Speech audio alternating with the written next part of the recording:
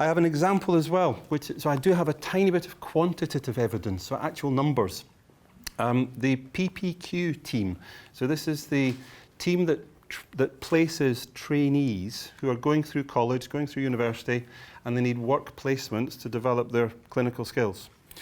In COVID, the number of placements across the trust collapsed because everybody was so busy, and post-COVID, nobody wanted any trainees. The people were just saying, we're too busy, we haven't got the capacity, no trainee, please. And they all came on my training as a team, and they then got a new manager, and the new manager came on my training because he couldn't understand what was happening with his new team, because he'd never seen a team work this way before. And the team, following the training, had changed the way that they interacted with all the departments. So instead of being a form-filling exercise, it became a conversational exercise.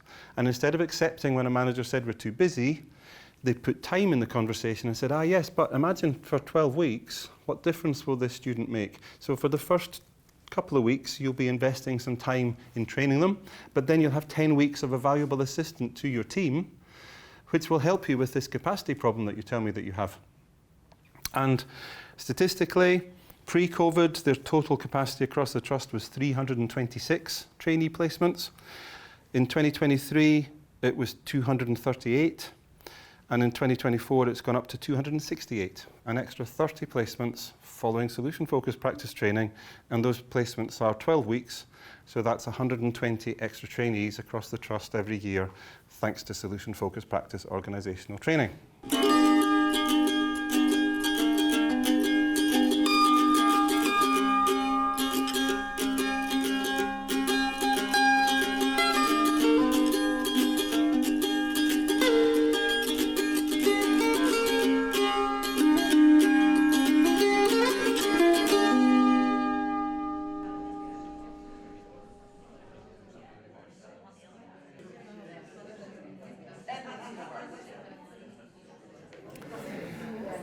Who else heard a really nice story, and again with permission, that they'd like to share? Alex. Can I share your story? You can.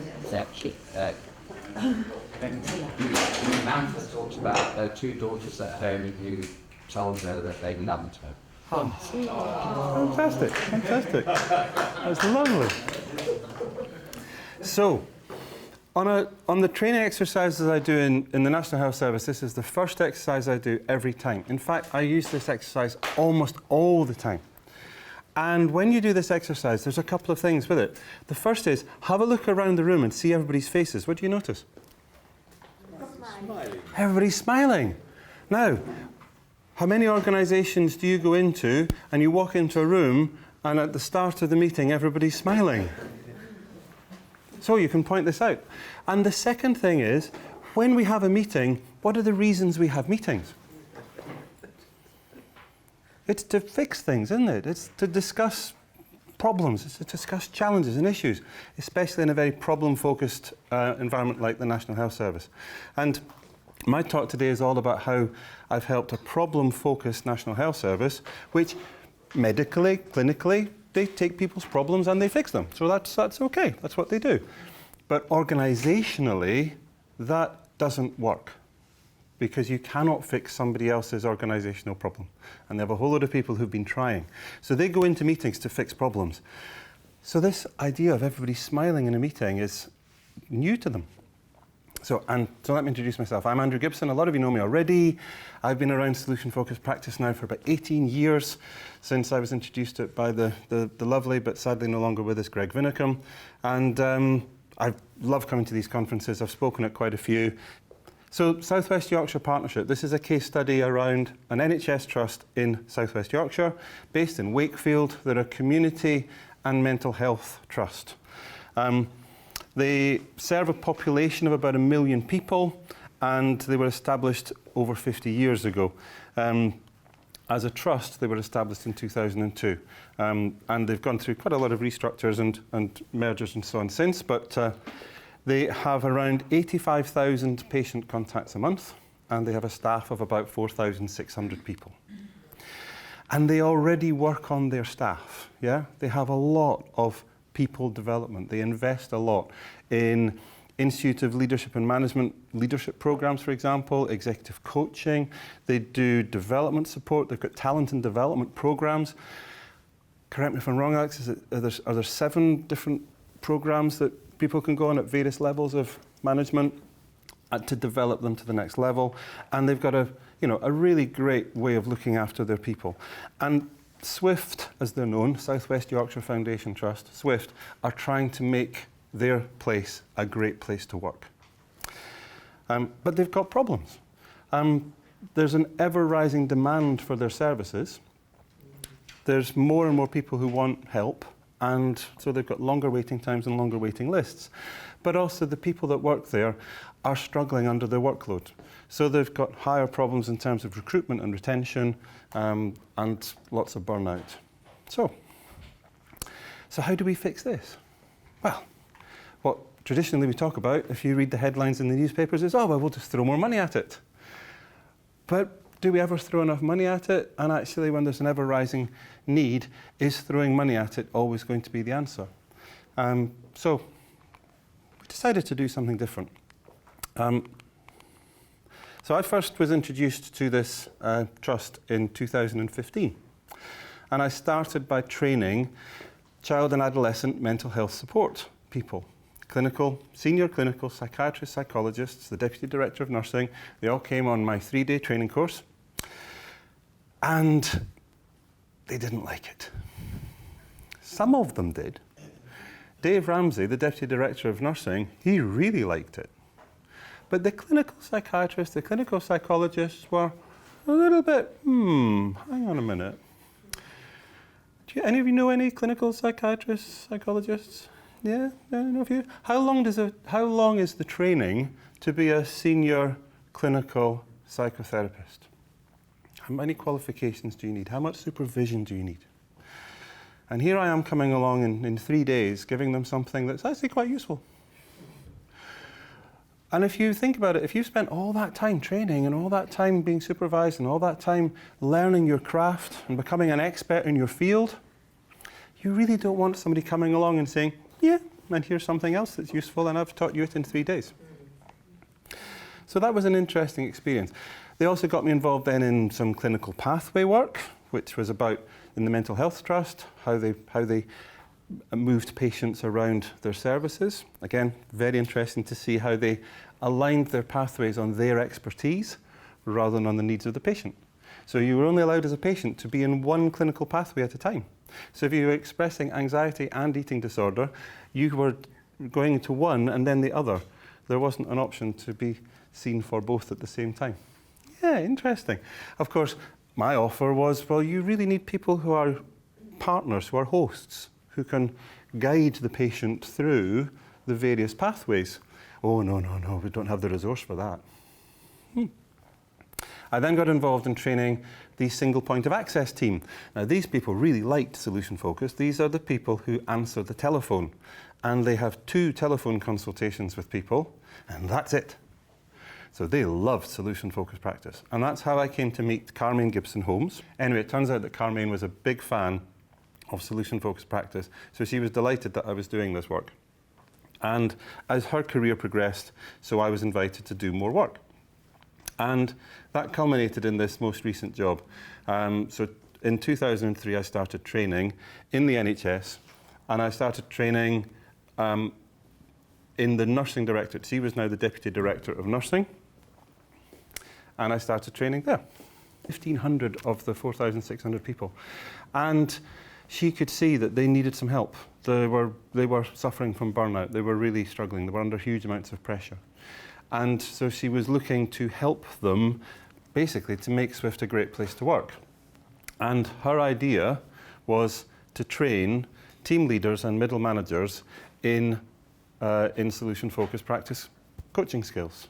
And because she knew me, she called me in, and I had one of those very, very strange meetings where she basically said, Andrew, here's a lump of money, how many people can you train? I would love it. Wouldn't it be nice if all our customers did that? And instead of the usual, we want to revolutionize the world, how much for a half-day training course? So So we made a plan and we made a start. And the people that we were focusing on all have clinical positions, but they also have team leadership roles. And talking to them, the things that they were saying were that they were just constantly under pressure from their team and from the people above them. So from their team, it was the idea that the team could go to them with a problem and they could just say, Samantha, I have this problem. And the expectation was that they would just pass the problem and that the team leader would take it away and say, leave it with me. I am sure that leave it with me is the most overused phrase in the National Health Service and probably in every large organisation. They also had the problem of the reluctant team member. They were spending too long with the reluctant team members, yeah? The ones who just didn't want to be there, didn't want to contribute. The pain in the arse team, yeah? Pain in the arse team member. And the direction from above would be, oh, you need to work with them, yeah? You need to work with them. John, you need to spend lots of time with John, yeah? Because John is a problem. We need to fix John. You need to fix John. This was the direction. So extra time would be spent with John, while the rest of the team were saying, well, why is Andrew spending all this time with John? I can never get to... And the rest of the team were looking at John and going, oh, so he gets all the attention by being the bad kid. Yeah, you know, you work with kids, naughty kids, bad kids, get attention. Well, everybody else says, well, I'll be naughty too, then I'll get attention. So it changes the behaviours, doesn't it? So there was that issue. And then there was the issue of receiving commands from above, of which there were many. Lots and lots and lots of instructions. And they were all on the basis of, you've got to do this. Please do this. Get your team to do this. So the boss, the middle level was getting all these instructions. They'd go to their team, and then John would say, well, I'm not doing that. Or, oh, well, more likely, oh, we did that 20 years ago and it didn't work then. So why is it going to work now? And of course, the middle level are kind of there going, yeah, I'm with you, mate. It didn't work then, but we've been told, I can't say that because we've been told we've got to do it. And now we're in a situation where it's forcing the team to do something that they don't really know why they're doing. They've just been told they have to do it. And the further it cascades down the organisation, the more it falls apart. Yeah? Is this sounding familiar? So the challenge was, let's go and train all these people in solution-focused coaching skills. So how do you train solution-focused coaching skills in a problem-focused organisation is one challenge. And then the second challenge is, remember that first training course I did where I had resistance from the clinical members of staff, the senior clinical people? Have any of you tried training solution-focused therapy in a health environment? No? One or two? Wendy, yeah? Yeah? So there are lots and lots of people, in the UK, lots of people have trained solution-focused brief therapy in the NHS and other health environments. And there is a huge desire from the solution-focused community to help people in the NHS to discover and learn solution-focused practice, because we all know it works. And there are pockets where it's been successful. There are places you can go in the NHS and, you know, if you come to the UK Association conference in July, you'll meet some people who are using solution-focused practice in the NHS quite successfully. But there's also this huge resistance from all of the people who are already trained in all the other clinical practices. And of course, they have the politics on their side and they have the associations on the side. They've got the BACP and so on. There's 50,000 members there. There's CBT. There's the evidence base for that. They use that and so on. So you go in with solution-focused practice and say, hey, you could use this thing as well. And they go, nope, not interested. Or we go in and we say, oh, it's just another tool. It's just another, you know, when everything else isn't working, it's just another tool. And is it another tool? Really? Who here thinks it's another tool? Of course it's not. And so the challenge was to train solution-focused practice, and the solution we came up with was to train it in an organisational way. Let's not try and change the clinical work. Let's try and help them with the things that they need most, which is to cope with the ever-increasing demands of their team, coping with the ever-increasing demands of their patients, and also those commands that were coming from above. So, so what were the elements of the training? So we start with that exercise that we just did. And that immediately starts to get people listening for resources in a story. It starts getting them to realize that, you know what, 99% of the time, things are okay. And we spend a lot of time talking about the 1% that isn't. But just remind yourself at the start of a team meeting that most of the things we want are actually happening. And that's something I've trained consistently since I started 10 years ago. I had people on training just a few weeks ago that I trained about 8 years ago, and they still use that. They use that in their team meetings. I use the strengths cards. Do you know the At My Best strengths cards? So Paul and Janine did a strengths exercise in the opening session on Wednesday. And I train them to listen for strengths. Because remember, I'm training them coaching skills. And we choose, as we all know, which element of their answer to ask a question about. And in a problem-focused organisation, the temptation is to find out more about the problem. So I get them to tell stories of themselves being at their best and feedback strengths, and then share with them, well, look, how many resources are there in just a short story? And I get them to start listening for those resources and change the way they listen. And then this is where the visual model would be quite useful. And then I have a way of explaining, which actually I should get you to explain this, Lisa, because you heard it on the podcast, and you actually then have done this on your own slides. So here you go. You can have that, so you can see my slides. Okay. I heard a metaphor. I heard a metaphor on the Towards Solution podcast from Edward, and I think it's really easy to explain to people who never know about solution focus. And Edward says you have all of us. We have a red square, a little red square, and that's our problem. So the focus is going to the red square, but behind the red square you have a green ball, a little green ball, and that is what is wanted. What's the preferred future? So if you give the attention not to the green square, but you look behind the green square and you see the preferred future, then you can broaden it, and it's getting bigger and bigger. So you give your attention to the green ball, and you are asking what already is there and what are the resources and so on. So you are making the green ball behind the red square bigger and bigger. So the red square is there, of course. Maybe the problem will not leave or disappear, but all the attention is going to the green ball. So it's going bigger, bigger. And you must say the details. In the end, your little your red square will become a little smaller, because everything you give water, it grows. You know the expression, I think, or maybe it's a Flemish expression. I don't know.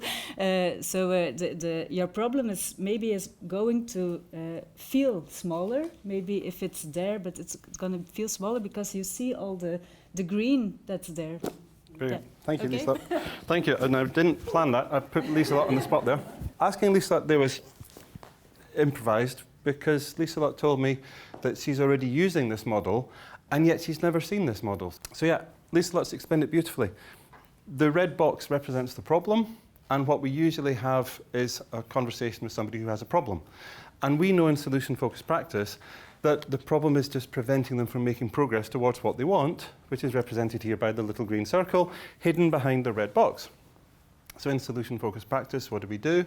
We start by exploring the green circle as quickly as we can, and then we spend a long time exploring the green circle. So we get a nice, rich description.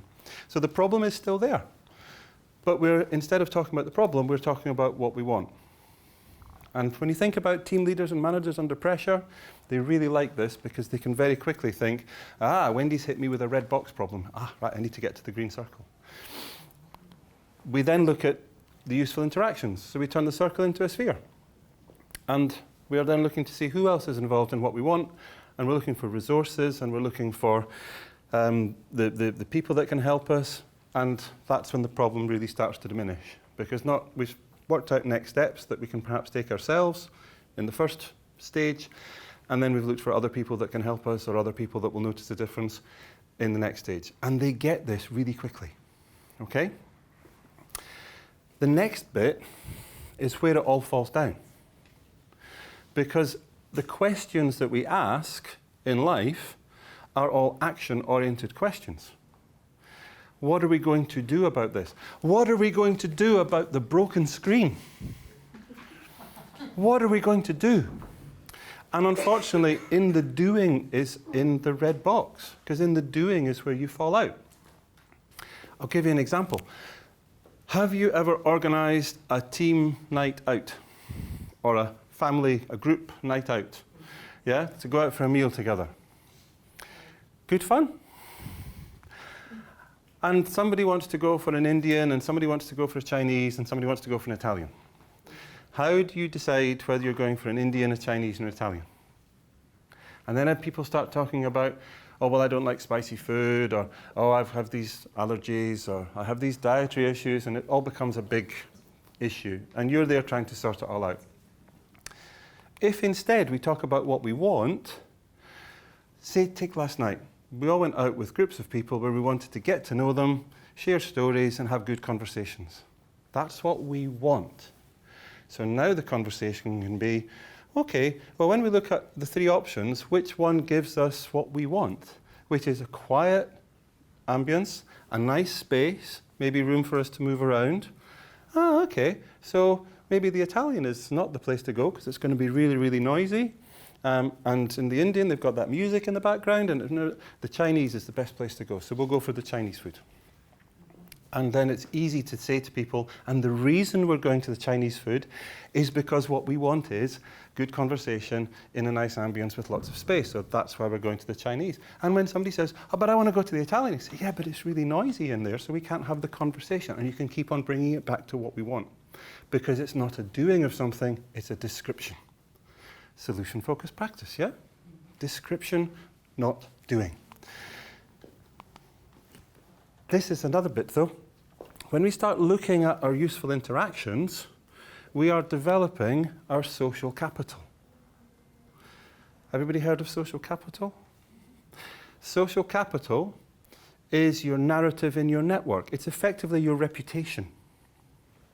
And I only discovered this after I wrote my first book, and I gave it to a neighbour. So the first book's all about setting yourself up in business or making career choices. It's about doing what you love doing to make a difference for other people, working out who those people are, and then going and finding them and making a difference for them. And the money takes care of itself.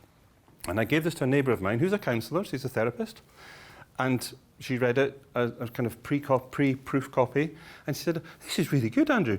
There's a lot of social capital in this. And I was like, huh? Never heard of it. What's social capital?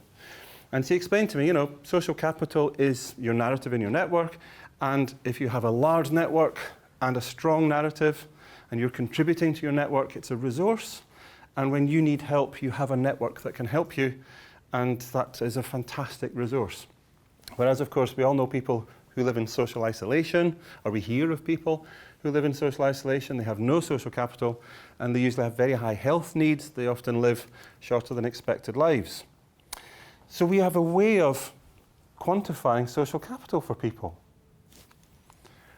And then we also introduce time into the conversation. We go to the preferred future. We then come back to the here and now or the recent past. Then we go a little bit further into the future, and that's our time element of the conversation, which enables people to find next small steps. And introducing time gives people the space to actually imagine the thing that they want coming to pass, and the small steps to get there actually taking place. So these are the elements that I train first. This is the stance of solution-focused practice, and it's effectively codified common sense in a world that is massively lacking common sense, and quantified social capital in a world that is only in parts realizing the value of social capital. And it's interesting, when you understand it this way, to see how politics and all the countries withdrawing and all these politicians who want to put walls up and cut themselves off are actually reducing their country's social capital. And you can see that it's going to harm them. And unfortunately, it will harm them before they realize, and then they'll have to start rebuilding those connections. So you can look at this in a very interesting way. Thank you very much. That's the visual bit. Thank you, Wendy. So the really exciting thing about this for me, thank you, Wendy, is having explained it this way and having started to get them thinking, thinking in a more solution-focused way, and then explained it using this simple model. I'm explaining the stance first, and they really get it. They really get the stance. And then there's an exercise which we do, which I do have time to do, thankfully, which really proves the point. So what I'd like you to do is to think of a habit that you would like to change. So I call this exercise scaling in space. So you've probably done this, where you take scaling in a room like this, scaling in space, and we're going to do it just to give you a bit of an energy boost, and also because there's some important stuff in the exercise. So I'd like you to think of a habit that you'd like to do more of if it's a good habit, or do less of or even stop if it's a harmful habit. And keep it to yourself, okay? And I'm pretending that you're not all solution-focused practitioners. You're all clinical people in an NHS, so I just want you to keep it to yourself. And I'd also then like you to pick 2 points in the room, any 2 points in the room with a bit of distance between them, and they're your scale. I'd like you to imagine that one end is 10, where, and the other end is 1. Okay, so 10, of course, is where you have successfully started or stopped the habit that you are thinking of. And 1 is you haven't made any progress at all. It's the worst it could be. Okay? So if you'd all like to pick 2 points in the room, I'd like you all to go to your 10, please, and just wait there. If you could go to your 10 and stand there, wait there, that would be lovely. Take a moment to enjoy what it feels like to be at 10. And what I'd like you to do is just to find your nearest partner, so just your nearest neighbour, and just would you ask one question, please? And when you're answering the question, I want you to be standing where you are now. So if you have to move, you answer, and then swap over. You would answer there, you'd go back. So you're always standing at your 10 when you're answering. And I just want you to ask each other the question, what do you notice that tells you that you are at 10? And of course, what else? Just that question. You don't have to ask what their habit is, and you don't have to tell what your habit is. What do you notice that tells you you're at 10? And of course, what else? And just a couple of minutes each. I'll give a shout to swap over. Okay? Yeah.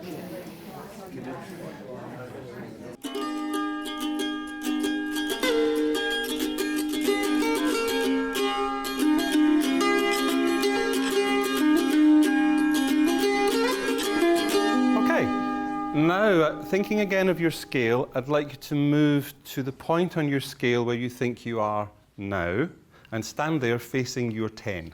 Okay? So move to the point on your scale where you think you are now, and stand there facing your 10.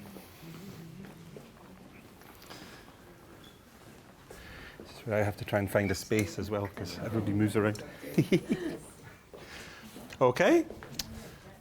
Okay, so are we all facing our 10? Excellent. What a well-behaved group of solution-focused practitioners you are. Now I'd like you to find your nearest new partner, please, or somebody you didn't talk to in the last round, and ask the same question. What do you notice that tells you that you're here? And again, if you're standing where you are now, you're answering the questions, and do move so you're standing on your point on the scale to answer the questions. Yeah, you get the idea. So what do you notice that tells you you're here now, and not one step further back? And what else? Okay, so just what do you notice?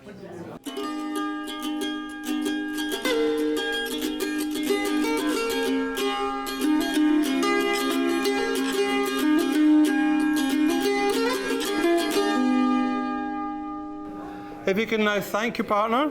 Yeah, thank you. Thank you, partner. And return to, if you've moved, return to where you were on your scale. Okay, so back to your place on your scale, facing your 10. Okay. And careful not to actually climb on top of anybody. Please take one step forward, as big as you like, towards your 10. So Alex, were you over there? Yeah, yep. So you need back to where you were on your scale. Audrey, you were wherever you were on your scale. Yep. And then Yep, on your scale, remember? Not on somebody else's scale, Audrey, that's breaking the rules. So, if you'd like to take a step forward towards your 10, if you've done that already, so take a step forward towards your 10. Okay? And now, again, finding your nearest new partner, so somebody you've not worked with in the previous couple of rounds.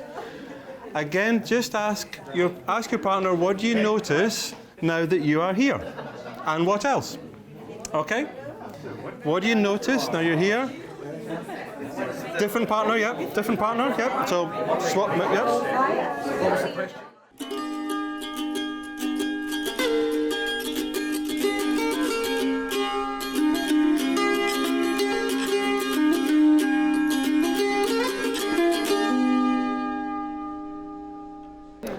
Okay.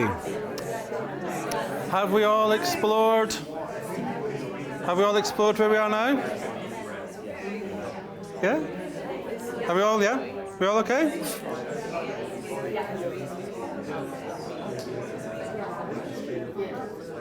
Okay. So, remember please to once again thank your partner. And that's the end of the exercise. You can now return to your seats. Okay, so I'm expecting some really, really good answers to this question because you are all solution-focused experts. Whereas normally I do this exercise with complete beginners who've only just had 2 days training from me, or maybe 1 day training even. So what do we notice about that exercise? What feedback, what do we notice about that exercise?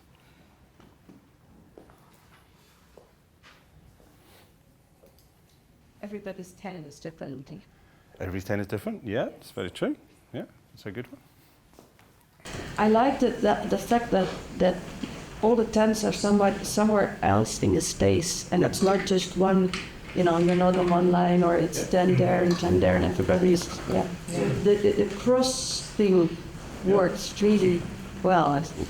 Nice. Thank you. I think the key thing for me would be that message that needs that I will problem this to work. Yeah, that's a really good one. It's a really good one, isn't it? Yep, thank you, John. Yep. And I also like it changing with different people and not always with the same person, because that makes it even more about, me. Fantastic, Wendy, fantastic. I knew I was dealing with experts. I knew I was doing it. See, when you do this with NHS people, they don't notice that. They don't notice that. So yeah, we'll come back to that, but yeah, thank you for noticing that one. The power of not knowing. Yeah.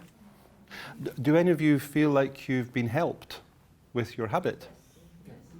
Yeah. Interesting. And yet, as Wendy says, you were asked the questions by different people. Witchcraft. Witchcraft. And, yeah.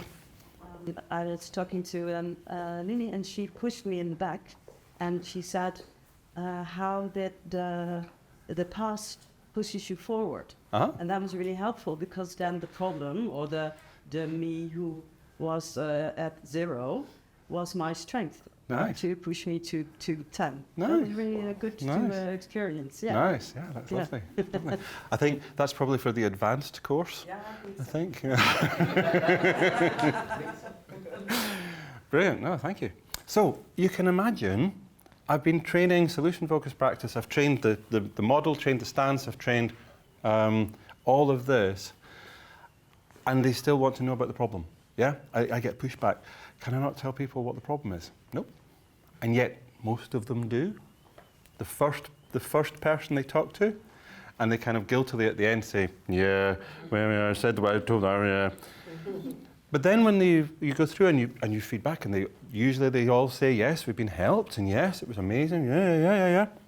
They don't notice that the questions were asked by different people. They're so focused on their journey, on themselves. Yeah. There's this nice phrase, and I'm going to cite somebody, but I don't know who. Maybe you can tell me who. That it's like creating a memory of something that is yet to happen. Ah, and yeah. experiencing that. It's like it happens a little bit in your head, but it's happening. Interesting. So it's creating a memory of something that is yet to happen. Nice. Yeah, lovely. Who I'm citing now? Anybody know who? Is it Jenny?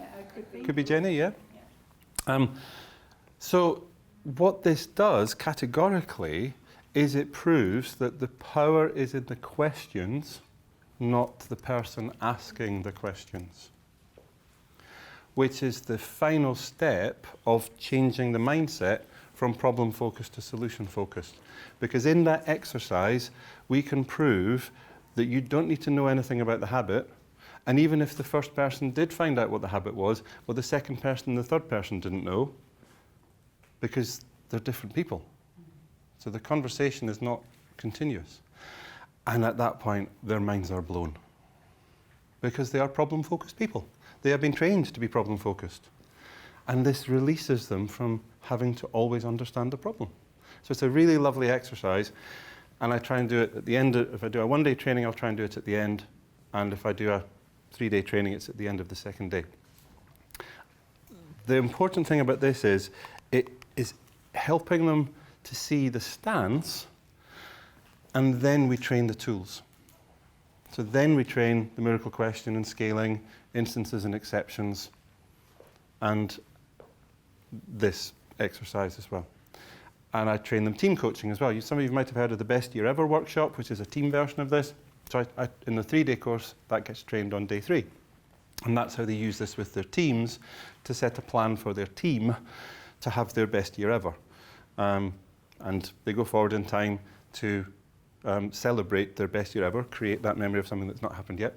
And then they have a rich description of that, the big green circle. They then come back to the here and now to see if any of that's happening now or in the recent past. So that thing we did 23 years ago, John, what worked about it? What did we keep? Yeah? So maybe you think it didn't work, but actually some of it will have worked. What helped us? And then we look at, okay, what could we do in the next month or the next quarter to move us closer to that description. It's on the SFIO website as another case study. John very kindly wrote it up after last year's SFIO conference at Landansee. That was one of the workshops we did there. And what's happening is that by training them organisationally and getting the mindset changed, in the trainings, every single training, somebody has come to me and said, this is amazing. Do you think I could use this with my clinical practice? To which, of course, my answer is, I don't know, tell me about your clinical practice. Yeah, no. Absolutely not. To which, of course, the answer is, well, yeah, tell me more. Talk to me about your clinical practice. And we've gone through loads and loads of examples in the training with the people bringing their clinical practice and us exploring it in a solution-focused way. And what's really powerful about this is, if we think about solution-focused, there's been a lot of conversation at this conference about what is solution-focused practice, okay? And there's kind of different opinions. Well, my opinion is that it's the stance first and a set of tools that help us to structure the conversation. It's the stance first and then a set of tools that help us to structure the conversation. And if we train it that way organisationally, when you go to a group of clinical people who also have tools, then it's easy to have a conversation. Well, how can we use your tools with the solution-focused stance? How can we use your tools with a solution-focused stance? And for example, there was a lovely woman called Lizzie, who is a physiotherapist, and she was running a clinic for back pain sufferers. And if anybody here has had back pain, it's a debilitating illness. It's not just a sore back. It can cause mobility issues. It can cause sciatica, nerve pain, and all sorts of things. And people often have lots of other problems associated with their back problems. So she runs this clinic, and she gives 6 weeks to help people to try and improve their back pain. And loads of people do well in the 6 weeks and then represent a few months later because they haven't made any progress after the 6 weeks. And so, of course, we role-played this one, and we spoke about, well, what if you were to have a conversation at the start with your patients about what better looks like 6 months from now, and who else is involved? You've got family. Well, if your back pain was cured, what would you be doing with your family? We'd be able to go for walks and go on a bike ride and, play sports with them. And, yeah, great. Now let's do the exercise. And she's been doing it, and it's been improving her patient outcomes. She's reduced representation of her patients because they now have a vision of what they're working towards, which comes from the solution-focused stance. She's not changed her physiotherapy. She's just added a solution-focused element to make it better. Okay? So this for me is like the Holy Grail, because for years we've been trying to train therapy in the NHS and wondering why people don't like it. Because we know it's brilliant. And now we train it organisationally in this case study and let clinical people discover it and let people play with it, to lift Pamela's lovely talk yesterday, and discover it for themselves and apply it to their own tools, and then they start to use it without feeling that their tools are being threatened, because their tools are part of them. They are we all like to have a label, don't we? They like to know that they are a clinical psychiatrist or whatever, and they don't want somebody coming along and saying, oh, you didn't need to do all that training. Instead, here's something which you can use to enhance all your training. Okay? So, this by the way, so this timeline, Pout Streich's project in Barneveld Council was mentioned yesterday. She's been there for 15 years. I've been training and working and consulting in this trust now for 11 years. This is slow, small steps. But eventually we do make some progress. So what are the signs of progress organisationally? Well, they have told me that they have changed the way that they are running business information reports. So they're no longer just gathering data and then trying to interpret the data. They're actually changing the business information that they're gathering because they're looking for more of the signs of progress. They are supervising with the team, not just with the reluctant individual. And when the reluctant individual is actually talking about problems with the team, they're listening and saying, well, maybe the problem is with the team, and maybe if we actually worked with a team, the reluctant individual has a point, and they might come with us, and it's changing the way that they're supervising. Their team working has improved. Their team-to-team working has improved. Because the traditional approach was, we've got a problem with that team boss, can you go and have a word? So here's a problem, leave it with me, and can you go and have a word? So you're telling me now to go and... is that going to work, Elvira? No, of course not. Whereas now what they're looking for is, okay, red box, okay, this is the red box, green circle. Okay, so when's the problem not there? Oh, problem's not there most of the time. Okay. So talk to me about when the problem's not there.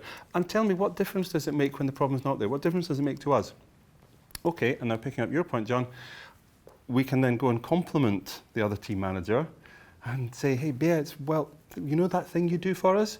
Well, most of the time you get it absolutely spot on, and it looks like this, and it's brilliant, and just wanted to let you know the difference that it makes for us is this, and the people downstream of us is that. Thank you. Isn't that a much nicer conversation to have? And then the other team knows what you're looking for, knows the difference it makes. You're giving the other team manager the information that they need to go to their team to say, hey guys, guess what? Andrew's just told me that when we get this right, it makes all this big difference. So can we do more of that, please? Okay. I have an example as well, so I do have a tiny bit of quantitative evidence, so actual numbers. The PPQ team. So this is the team that places trainees who are going through college, going through university, and they need work placements to develop their clinical skills. In COVID, the number of placements across the trust collapsed because everybody was so busy, and post-COVID, nobody wanted any trainees. The people were just saying, we're too busy, we haven't got the capacity, no trainee, please. And they all came on my training as a team, and they then got a new manager, and the new manager came on my training because he couldn't understand what was happening with his new team, because he'd never seen a team work this way before. And the team, following the training, had changed the way that they interacted with all the departments. So instead of being a form-filling exercise, it became a conversational exercise. And instead of accepting when a manager said we're too busy, they put time in the conversation and said, yes, but imagine for 12 weeks, what difference will this student make? So for the first couple of weeks, you'll be investing some time in training them, but then you'll have 10 weeks of a valuable assistant to your team, which will help you with this capacity problem that you tell me that you have. And statistically, pre-COVID, their total capacity across the trust was 326 trainee placements. In 2023, it was 238. And in 2024, it's gone up to 268, an extra 30 placements following solution-focused practice training, and those placements are 12 weeks, so that's 120 extra trainees across the Trust every year, thanks to solution-focused practice organisational training. It's improved outcomes for the people who've been on the course for their occupational therapy, the physiotherapy, speech and language therapy, mental health and community health. And the feedback forms I get, I've got a solution-focused feedback form, which is lovely.